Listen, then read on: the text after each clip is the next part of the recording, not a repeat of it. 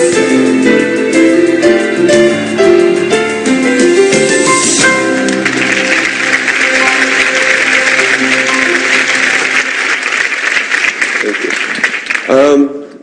want to give you a little background about what I do and how I came to be where I am today with the stem cells. When I did my internship, I was very interested in hormones and in fat and in diabetes and just obesity. Then I did my dermatology residency, and that's a lot involved with fat as well. And there's a lot of diseases and a lot of surgeries that were done with fat. And I looked at how people did different surgeries, and when I did my cosmetic surgery fellowship, we obviously learned all the traditional ways of doing surgery, and we learned from different teachers and from different doctors how they would do their treatments. And one of the treatments that I was really fascinated by was the fat grafting treatments. The fat grafting treatments have a poor reputation in the old days because a lot of the times the fat that was injected wasn't being taken very well into the body. And they would last 3 months or so, and then it would go, or they would get very poor results, and people didn't like it. During my training, I learned that there's different ways of doing it, and one of the ways that we decided in my practice that it's more acceptable to me was to manipulate the tissues the least. So a lot of people took this fat out of the body and put it into the sieve, and they would put it into gauze, they would wash it, they would do all these things to it, and then they would put it back in and they wouldn't get good results. What we decided to do was not to do that, to take it out of the body, keep it into the syringe, and then inject it back. And during the last 10, 15 years that I've been doing this, I got much better results than my colleagues who were not doing that.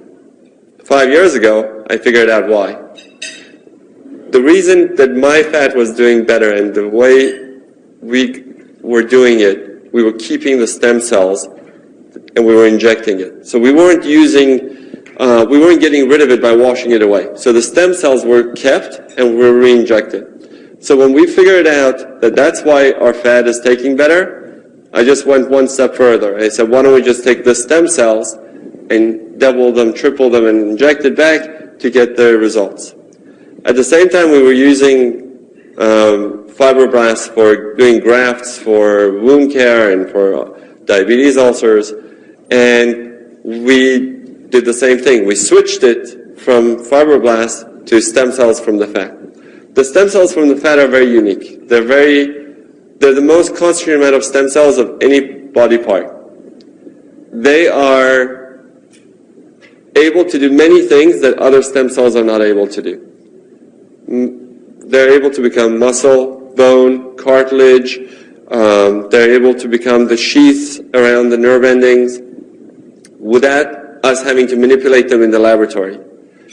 That's how they're programmed genetically. That's how we're made.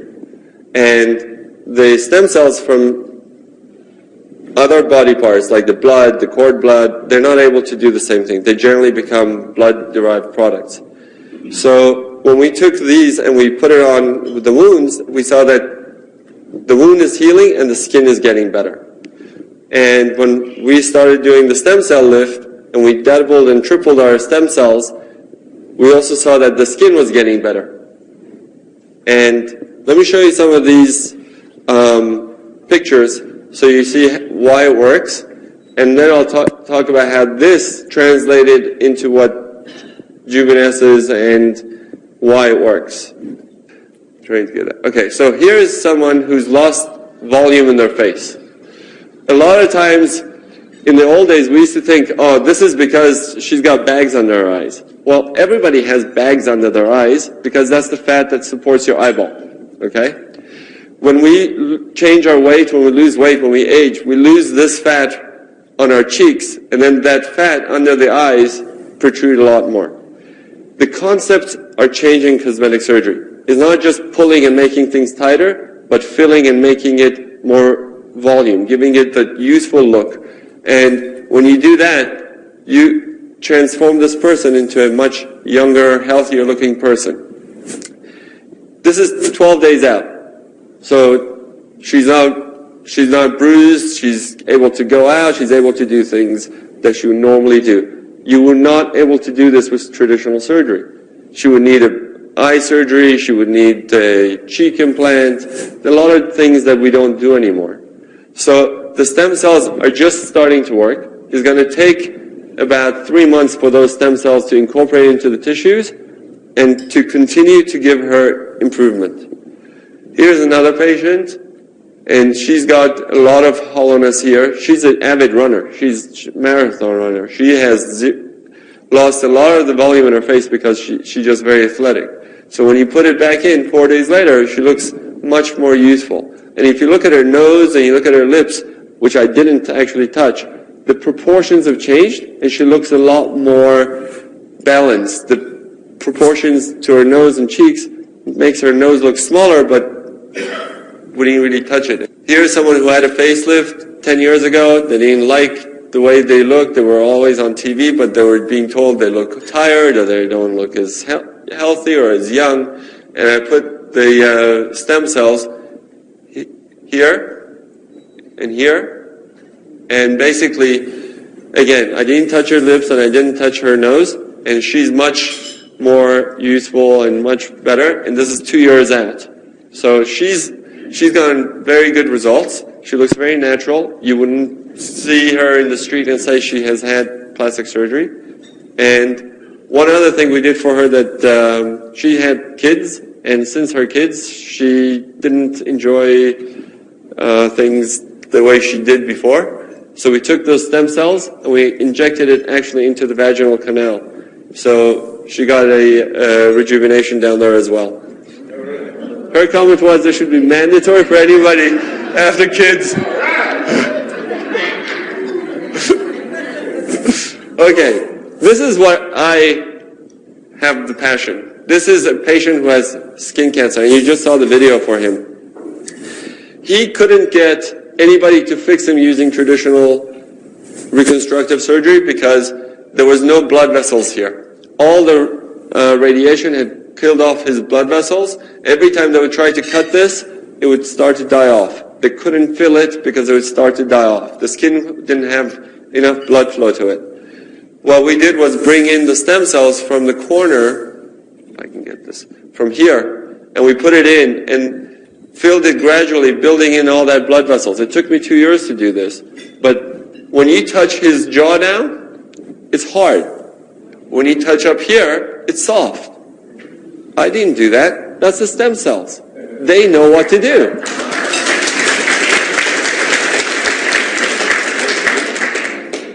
His skin was very damaged by the radiation. It looked terrible. His skin, you can't see it in the pictures very well, but his skin looks almost normal because of the stem cell treatments. That you could not get with any reconstructive surgery. You can use it on all skin colors. You don't have to worry about discoloration. You don't have to worry about any of the issues of keloids. Here's someone who didn't have a lot of jaw over here, and she wanted to get a jaw implant. And she came to me and I said, we can do this without doing an implant. And we did it with the stem cells, and this is right after. And I've seen her back a few times and she looks fantastic. I mean, it's her jaw. It will move the way and it will change with you over time. It will age with you. It will always look in proportion to your body. Here's another patient. She had some aging issues. She had lost some volume. But what really struck me was the skin. Look at the texture here and look at the texture here. That is just doing it with the stem cells. That's just how the stem cells communicate and tell the skin to rejuvenate. Here is somebody who has a lot of sun damage. She doesn't have a very good jawline. Okay. She doesn't have a very good jawline. Here we did the stem cells. She got her jawline back. Her skin here is much improved, but is not a miracle. We're not going to go and reverse everything, okay? Her skin is better, but you will not be able to improve the skin and get everything like this, like just doing a facelift. Because you would tighten it, you would make it tighter, but all these lines still would be there. Because these are creases in the skin. Lips, when we do the lips, they look good, and we did the laugh lines. So I'm just showing you how some people get less swollen, and some people get more swollen right after the procedure. Here, we can do it in men. In men is great because there's no scars. You don't have to worry about hiding, the hairline and looking different. Men don't like to have anybody know that they've done anything. So we can do the hands. Basically, you can do any body part that you want. So the telltale side of any person is that they do their face and they don't do the hands. So I generally try to match the hands to the face so nobody can tell. The nose, here's someone who didn't like her nose and had a little bit of loss of volume here, and she had everything fall down. And we did her nose and her under eyes, and everything got lifted. Her nose is straighter, but it doesn't look bigger because the proportions are changed. It actually looks smaller than over here. So everything is about proportions, volume. The whole concept is changing to this. And all this without any surgery. I mean, she got off the table and she went. She was my nurse. She went back to work. Yeah. Exactly. And that's how we got to here. By doing all those treatments, we saw how the skin got better. By doing the burn victims and doing the ulcers, we saw that the skin is getting better and it's healing better. And in the laboratory, when we were growing all these cells, we saw that these cells communicate with one another. And when we look back into all the clinical and data that we have, and we look back into the studies done on different things, I don't know if you guys have heard of Lattice and all these eyelash things that they came out, they're basically all because of prostaglandins, okay? They took all these things that the cells produce and they said, oh, this one does this one does this. And it's all chemical reactions. So here we took Luminesce in the laboratory. The cells that we put in are stem cells. And when you put them in the laboratory, they're talking to each other. When they're talking to each other, they use a language called chemical language. Our bodies use chemical language to talk to each other. Our cells use the chemical language. We use words, and our cells use chemicals. Those chemicals include cytokines, interleukins, prostaglandins, growth factors, and all these basically language materials that were being produced in the laboratory by these cells, we took them and we bottled it. So there's no cell in here. This is not a live tissue, but this is a live product. Okay? There's a difference. There's no cells in here. But everything that's in there is produced by a cell. And when you grow these things in the laboratory, no two cells are alike, just like no two people are alike. So every time we grow them, we're going to have different batches.